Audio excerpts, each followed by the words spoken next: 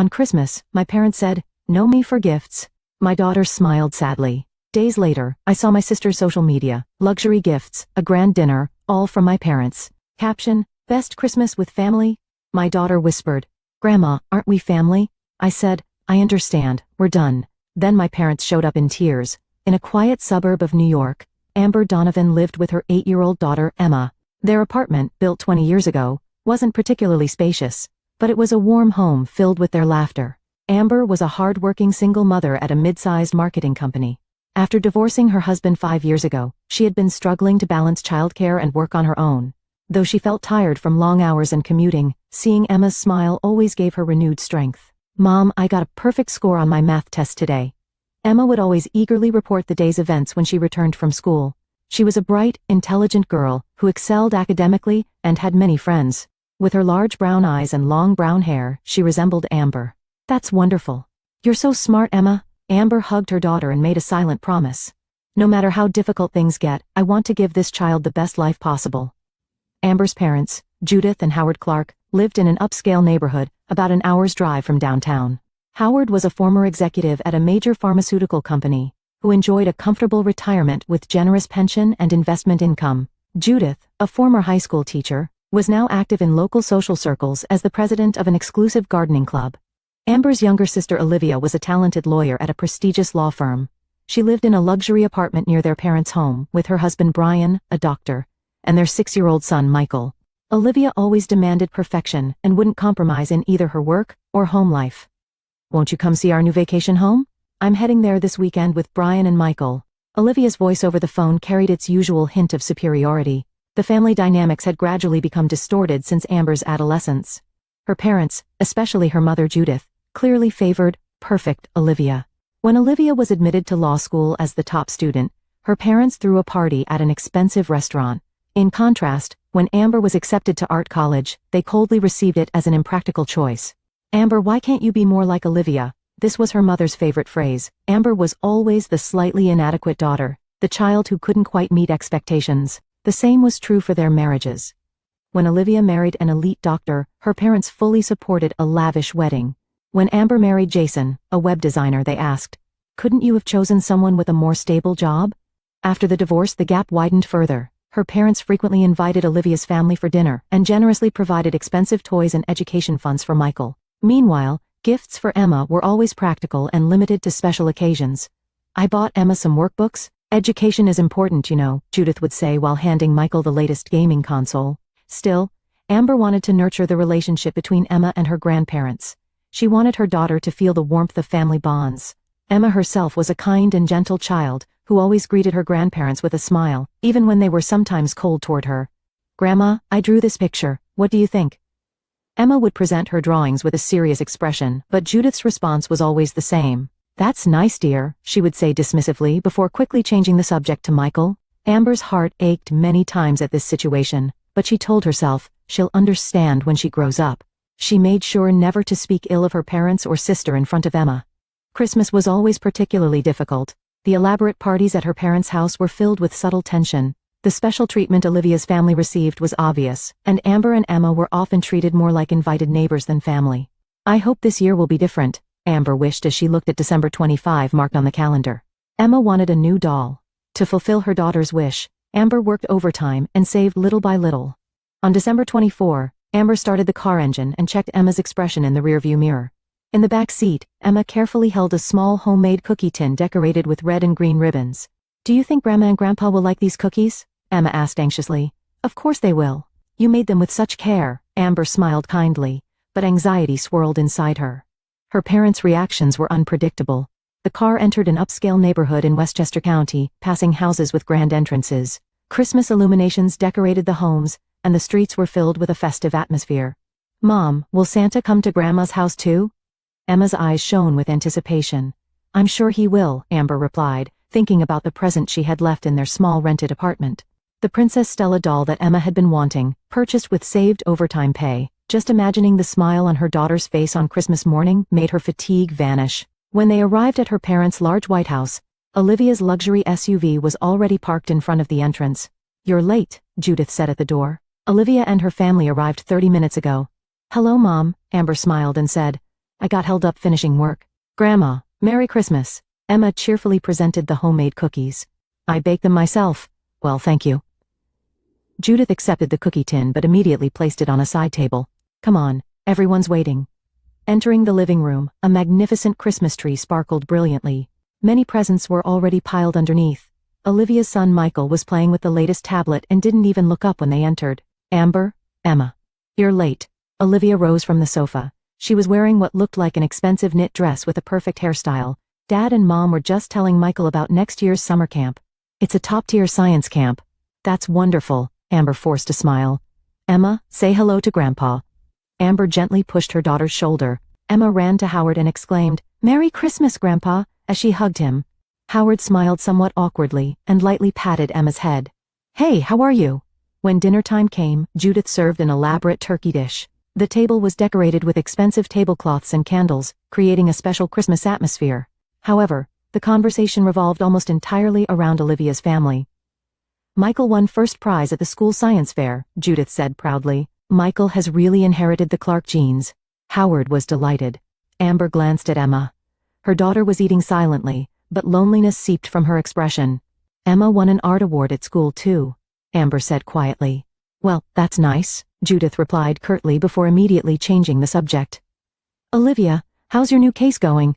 After dinner, Judith announced, it's time to exchange presents. Michael excitedly clapped his hands and rushed to the tree. Brian and Olivia sat on the sofa with satisfied smiles. Emma leaned forward with her small body, her eyes sparkling. Amber felt a pang in her heart at her daughter's expectations. For weeks, Emma had been talking about the Princess Stella doll. Michael goes first. Judith handed him a large box. Michael tore the wrapping paper and found the latest electric miniature car. Wow, this is exactly what I wanted. Present after present was opened, and Michael received a new game console, science kit, expensive sportswear, and more. Olivia and Brian also received luxury brand accessories and electronics. Finally, it was Emma's turn. She reached out with her small hands and received the only small package from her grandmother. Emma, I'm sorry, Judith suddenly put on a serious face. We couldn't afford to buy you a present this year. Silence fell on the living room. The smile disappeared from Emma's face, replaced by confusion. But Emma's gaze turned toward the pile of presents that Michael had accumulated. We have to think about our medical expenses for old age, Howard explained. We can't afford luxuries. Amber felt her body tremble with anger, but maintained her composure for Emma's sake. It's okay, Emma. When we get home, there'll be presents from Santa. Emma looked sad for a moment, but soon managed a small smile. I understand, Grandma. Money is important, isn't it? Those words tore at Amber's heart. Seeing an 8-year-old child try to understand adult circumstances, she could barely hold back her tears. Christmas night passed in a heavy atmosphere. As they were leaving, Michael proudly showed off his new toys, while Emma watched in silence. Come visit again, Judith said to Amber. When we have more money to spare, we'll buy something for Emma too. That night, after returning to their apartment, Amber cried secretly in her bedroom, burying her face in her pillow so Emma wouldn't hear. A few days after Christmas, Amber was absently scrolling through her smartphone on the sofa after work. Checking social media, she noticed Olivia's latest post. Several photos accompanied the post. The first showed Michael riding what looked like an expensive new electric scooter. The next was of Olivia's family enjoying dinner at a luxury restaurant. And the last was a family photo of Judith and Howard, smiling with Olivia's family in front of a magnificent Christmas tree. The caption read, "The best Christmas with family. Thank you for the wonderful presents and the finest dinner." Amber stared at the screen, unable to believe her eyes. The post was dated the day after they had visited her parents' house. Mom, what are you looking at? Emma returned from school and sat beside Amber. Amber tried to close her phone quickly, but it was too late. Emma had already seen the screen. Wait, is that Michael's new scooter? Emma said. Is it from Grandma and Grandpa? Amber was at a loss for words. Should she lie or tell the truth? But Emma's intelligent eyes were already beginning to understand. But Grandma and Grandpa said they didn't have money. Emma's voice grew quieter. Amber didn't know what to say. Emma slowly pointed at the photo on the phone screen. Grandma, aren't we family too? Those words broke the last barrier in Amber's heart. Years of disappointment and anger poured out. She hugged Emma tightly. We are family, Emma. We're in a family on our own. Emma's shoulders trembled slightly, not from crying, but from the sadness of understanding. Amber quietly made a decision. I understand. This ends now. At that moment, the doorbell rang. When Amber opened the door, Judith and Howard were standing there with tears in their eyes. Amber, we need to talk to you. Judith's voice was trembling, her eyes were red and swollen, and her usually perfect makeup was ruined. Please come in, Amber said calmly, consciously trying not to show her emotions. Howard and Judith entered the small apartment's living room. Emma stood behind her mother, partly hiding. Emma, could you play in your room for a while? Amber asked gently. Emma hesitated but nodded and headed to her room. However, she didn't completely close the door. You saw Olivia's social media post, Judith said, almost collapsing into a seat. Yes, I did, Amber replied coldly. The day after you told us you had no money, you gave Olivia's family lavish presents. I can explain. Judith struggled for words. Explain what? How you've treated Emma and me all these years?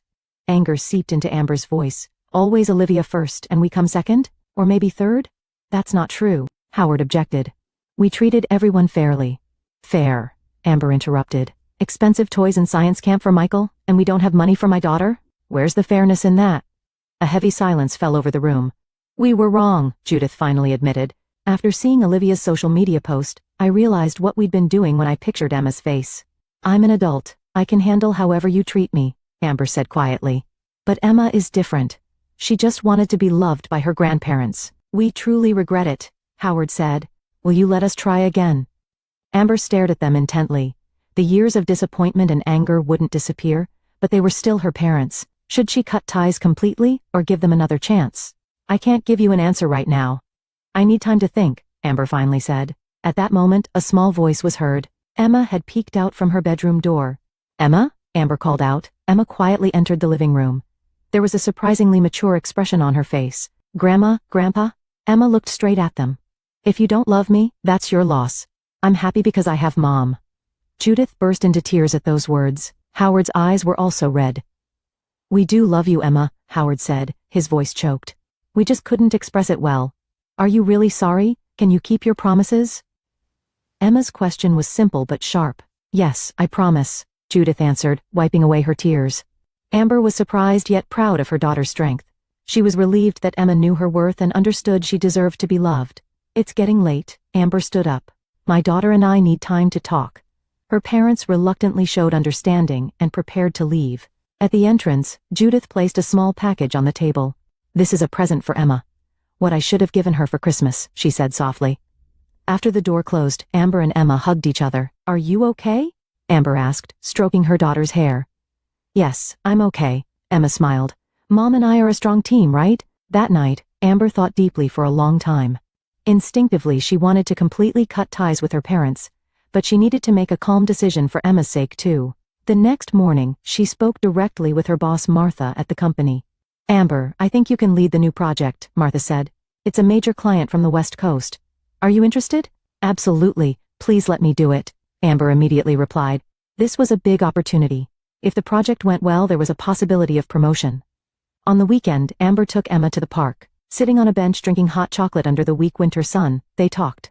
Mom, what are we going to do about Grandma and Grandpa? Emma suddenly asked. What do you think? Amber wanted to hear her daughter's opinion. Emma thought for a moment before answering. I'm angry, but everyone makes mistakes, right? If they're really sorry, maybe we could give them a little more chance. Amber was surprised by her daughter's mature response. She felt warmth in her chest at the forgiving heart within her. You're right, Amber said quietly. Instead of cutting off the relationship completely, let's keep some distance and see if they can really change. Emma nodded. Yes, I think that's good. For the next few weeks, Amber immersed herself in the new project.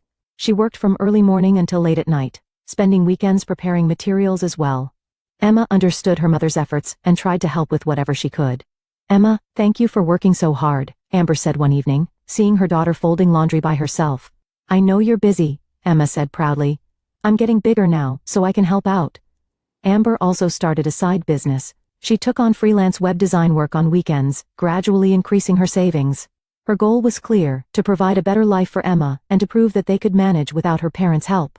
She maintained minimal contact with her parents.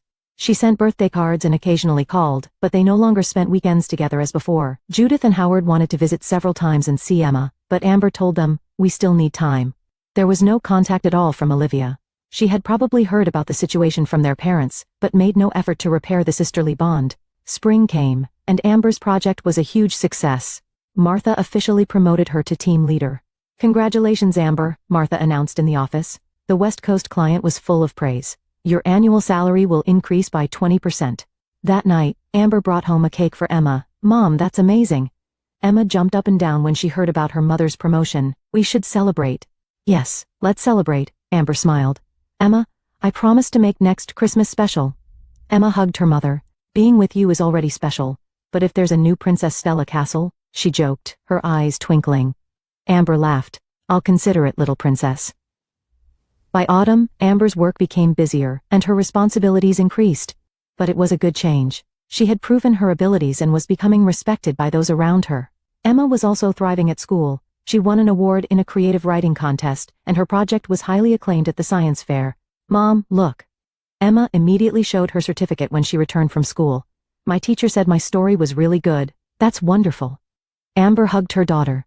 My genius writer. The relationship with her parents was slowly changing too. Judith called on Emma's birthday and sincerely congratulated her success. Howard listened with interest to Emma's story about the science fair.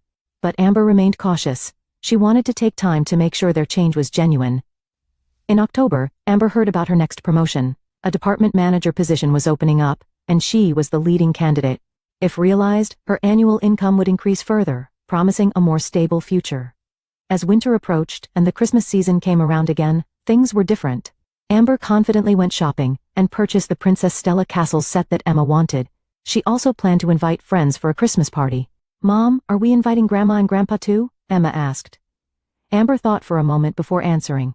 What do you think? Should we invite them? Emma said with a serious expression. I think we can invite them. Everyone makes mistakes, but they need to keep their promises. Amber, moved by her daughter's maturity, picked up the phone. When the doorbell rang, she was already prepared. When she opened the front door, Judith and Howard were standing there. Unlike last Christmas, their eyes held a mixture of anxiety and hope. I'm glad you came. Amber welcomed them in. Her voice was calm, but some caution remained. Thank you for inviting us, Judith said softly. In her hands was a carefully wrapped present. Amber's apartment was completely different from last year. With her increased income from the promotion, she had moved to a larger 2-bedroom apartment. A sparkling Christmas tree decorated the living room, and the walls proudly displayed new paintings and Emma's artwork. Emma, Grandma, and Grandpa are here, Amber called, and Emma emerged from her room. She had styled her hair prettily and was wearing a new dress. Merry Christmas, Grandma, Grandpa, Emma greeted them cheerfully, though with some nervousness. Merry Christmas, Emma, Howard replied with a smile. You look beautiful. Your new home is lovely. Judith looked around the living room. Thank you. I got promoted, so there have been some changes, Amber said proudly. There was no pretense, just a quiet confidence in acknowledging her achievements. In the living room, Amber's friend Karen and her daughter Sarah, along with colleague Jessica and her family, were already chatting. The atmosphere was homey, and everyone seemed to be enjoying themselves. Everyone, these are my parents. Amber introduced them to her guests. Nice to meet you. Karen warmly offered a handshake. I always hear about Amber and Emma. They're truly a wonderful mother and daughter. Judith nodded slightly at those words. In her eyes was surprise that her daughter and granddaughter were so loved and respected by others. The party progressed pleasantly. Amber had prepared a homemade dinner, and everyone enjoyed the meal together. Topics flowed from work, to children, to plans for the new year. Although her parents were somewhat hesitant at first, they gradually blended into the conversation. Howard, in particular, was enjoying talking about sports with Karen's husband Mark. Now it's time to exchange presents, Amber announced after dinner. The children clapped excitedly. Emma's eyes sparkled as she looked at the colorful packages arranged under the Christmas tree. Emma goes first. Amber handed a large box to her daughter. Emma carefully opened the wrapping paper and let out a cheer when she saw what was inside. The Princess Stella Castle. Thank you, Mom. She jumped up with joy and hugged Amber tightly. While embracing her daughter, Amber glanced at her parents' reaction. Judith's eyes were moist, and Howard was smiling quietly. Next is from Grandma and Grandpa, Amber told Emma. Judith nervously handed a small box to Emma. I hope you like this. Emma opened the box and took out a beautiful silver bracelet, with a small star-shaped charm hanging from it. It's so pretty. Emma's eyes widened. It's from my mother to me, and now from me to you, Judith quietly explained. It's a family treasure. You're really giving this to me? Emma asked incredulously. Yes, of course, Judith nodded. You are our precious granddaughter. At those words, a small silence fell over the room. Amber felt a warmth in her chest. This wasn't just a present but a sign of recognition as family. Emma held the bracelet to her wrist and said, Thank you, Grandma, Grandpa. Her voice was small but filled with genuine gratitude. After the gift exchange, the adults chatted with wine in hand while the children played with their new toys. As Amber was preparing dessert in the kitchen, Judith came to help. "Let me help," Judith said. The two silently cut the cake and arranged it on plates. "Amber, you're a wonderful mother," Judith suddenly said. "Emma looks so happy." Amber paused and looked at her mother. "Thank you. We were wrong," Judith continued. "We didn't treat you and Emma fairly. I regret it every day." Amber took a deep breath. The pain of the past wouldn't easily disappear, but perhaps it was time to forgive. "We can't change the past," Amber said quietly. "But the future is different. Grandparents are important to Emma. If the relationship is fair and caring, I welcome it." Tears fell from Judith's eyes. "Thank you for giving us a chance." When they returned to the living room, Emma was enthusiastically telling Howard about her school project. Howard seemed genuinely interested. "Grandpa, will you come to my next science fair?" Emma asked. "Of course," Howard answered with a smile. "I'm looking forward to it." As the night grew late, guests began to leave. Her parents were the last to remain. "Thank you for a lovely evening," Howard said. "It's been a really enjoyable time, the best in a long while." "Come again," Emma said. "Next time I want to talk more." At the entrance, Amber faced her parents. "Thank you for today." Emma was happy too. "Thank you for inviting us," Judith said. She seemed to be searching for words, wanting to say something more. "Let's take it slow," Amber suggested, one step at a time. After her parents left, Amber and Emma sat together on the sofa. "Did you have fun?" Amber asked her daughter. "Yes, so much," Emma answered with a smile. She was carefully holding the Princess Stella castle, and the new bracelet shone on her wrist. "Do you think Grandma and Grandpa have changed?" Amber carefully asked. Emma thought for a moment before answering. "Yes, I think they've changed. Grandpa really listened to me. Before, he would always talk about Michael right away." Amber nodded. The change might be small, but it had definitely begun. The day of Emma's science fair arrived. She presented her project on the relationship between plant growth and music. When they arrived at the venue, Amber was surprised. Judith and Howard had already arrived and were waiting in front of Emma's booth. "Grandpa, Grandma, you came." Emma ran to them with joy. "I promised, didn't I?" Howard looked proudly at Emma's project. "This is a wonderful project." As the judging began, Emma confidently gave her presentation. Seeing her daughter's confident demeanor, Amber's heart swelled with pride. "She takes after you," Judith whispered to Amber. "She's inherited your intelligence and strength." Amber was surprised by these words. It was rare to receive praise from her mother. "Thank you." At the awards ceremony, Emma received the Creative Approach Award. When she went up to the stage, Amber and her parents stood up together and applauded. "Congratulations, Emma," the three said in unison. On the way home, Howard suggested, "How about dinner together to celebrate?" When Emma looked at Amber with eyes full of expectation, she nodded. "That sounds good." During the meal at the restaurant, Howard brought up a subject. "Amber, there's something I want to discuss." "What is it?" Amber tensed slightly. "I talked to Olivia," Howard said. "I tried to make her understand our mistakes, but it's still difficult for her." Amber listened silently. "But," Judith continued, "we've decided to love and cherish all our grandchildren equally. No more favorites." "That's good to hear," Amber said honestly. "And," Howard hesitated a bit, "we've opened an education fund account for Emma. The same amount as Michael's." Amber was surprised. "That's you can refuse if you want," Judith quickly said. "We know you're strong and independent. But for us, we hope it can be a small atonement for the past." Amber thought deeply. She would have refused before. But now it was different. This wasn't just about money but a demonstration of equal grandparental love for Emma. "Thank you," Amber finally said. "I'll accept it for Emma. But I have one condition." "Anything," Howard said. "We found happiness on our own," Amber said slowly. "So from now on, I want an equal relationship. Aid and control are different things." Her parents nodded seriously. "Family means loving and cherishing each other, right?" Emma suddenly said. The words contained both childlike purity and remarkable insight. The four people at the table looked at each other and quietly exchanged smiles. It had been a long and difficult journey, but finally, the true image of a family seemed to be emerging. 3 years after that decision, in winter, in an office in downtown New York, Amber Donovan was doing a final check on a new presentation. On the wall hung a sophisticated logo for Donovan Digital Marketing, with young staff members working energetically. It had been a year since Amber established her own digital marketing company. The company was growing rapidly and already employed 10 staff members. Her expertise and honest approach earned trust from many clients, and her reputation in the industry was growing. "Mom, are you finished?" Emma, now 11 years old, peeked through the office door. After school, she often stopped by her mother's office. "Just a little more?" Amber answered with a smile. Emma had grown from that sad little girl into a confident, active young lady. She was developing her artistic talents and had even won prizes in local piano competitions, showing abilities in various fields. Above all, her smile contained true happiness. Grandma and Grandpa say they've already arrived at the airport. Emma showed her smartphone. Tonight was the night Amber's parents were coming to New York from Florida. Judith and Howard, who had retired 2 years ago, had moved to Florida seeking a warmer climate but regularly came to visit their grandchildren.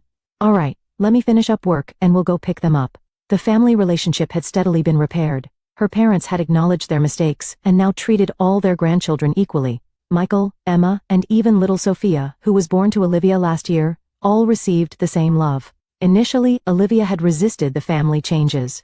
She was confused and angry that the special treatment she had enjoyed for years suddenly disappeared. But over time, she began to recognize her own arrogance. Now the sister relationship was slowly improving too. Amber and her parents talked on the phone once a month and spent more holidays together. The relationship wasn't perfect, but it had become healthy, based on honesty and mutual respect.